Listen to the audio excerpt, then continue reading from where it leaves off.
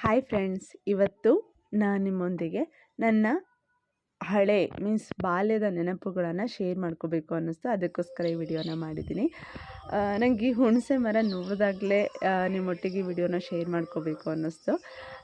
ಇಲ್ಲಿ ನೋಡ್ತಾ ಇರ್ಬೋದು, ಇದು ಹುಣಸೆ ಹಣ್ಣಿನ ಮರ. ಈ ಹುಣಸೆ ಹಣ್ಣಿನ ಹಣ್ಣೇನಾಗುತ್ತಲ್ಲ, ಅದಕ್ಕೂ ಮುಂಚೆ ಚೊಟ್ಟಾಗುತ್ತೆ.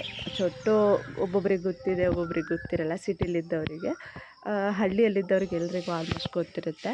ಈ ಹುಣಸೆ ಹಣ್ಣಿನ ಚೊಟ್ಟೇನಿದೆಯಲ್ಲ, ಇದು ಈ ಸೀಸನಲ್ಲಿ ನಾವು ಚಿಕ್ಕವರಿದ್ದಾಗ ತುಂಬ ತಿಂತಾಯಿದ್ದೋ. ಲೈಕ್ ಯಾರ್ದಾರ್ದೋ ಹಿತ್ಲ ಹತ್ರ ಹೋಗ್ಬಿಟ್ಟು ಫ್ರೆಂಡ್ಸ್ ಗ್ಯಾಂಗಲ್ಲಿ ಹೋಗ್ಬಿಟ್ಟು ಕೆಡ್ಕೊಂಡೆಲ್ಲ ಕಿತ್ಕೊಂಡು ಅವ್ರ ಹತ್ರ ಬೈಸ್ಕೊಂಡು ತಿನ್ಕೊಂಡು ಬರ್ತಾಯಿದ್ದೋ.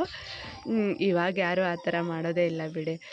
ಅಂದರೆ ಚಿಕ್ಕವರಿದ್ದಾಗ ನಾವು ಎಷ್ಟೆಲ್ಲ ಯಾರ್ಯಾರ ಮನೆ ಹತ್ರ ಹೋಗಿ ಏನೇನೋ ಕಿತ್ಕೊಂಡು ಅವ್ರ ಹತ್ರ ಬೈಸ್ಕೊಂಡೆಲ್ಲ ಬರ್ತಾಯಿದ್ದೋ.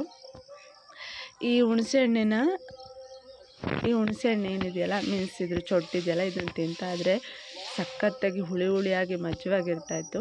ಇದನ್ನು ನಾವೇನು ಮಾಡ್ತಿದ್ದೋ ಅಂದರೆ ಸ್ಕೂಲಿಗೆಲ್ಲ ತೊಗೊಂಡೋಗ್ತಾಯಿದ್ದು. ಕಿತ್ಕೊಂಡು ಪಾಕೆಟ್ ಇರ್ತಾಯಿತ್ತಲ್ಲ, ಅದರಲ್ಲೆಲ್ಲ ಹಿಡ್ಕೊಂಡು ಫ್ರೆಂಡ್ಸಿಗೆಲ್ಲ ಕೊಡೋದು, ನಾವೆಲ್ಲ ತಿನ್ನೋದು, ಈ ಥರ ಮಾಡ್ತಾಯಿದ್ದೋ.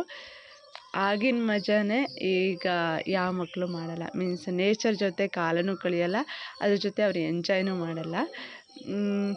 ಈ ವಿಡಿಯೋ ನಿಮ್ಗೆ ಇಷ್ಟ ಆಗಿದೆ ಅಂದ್ಕೊಳ್ತೀನಿ.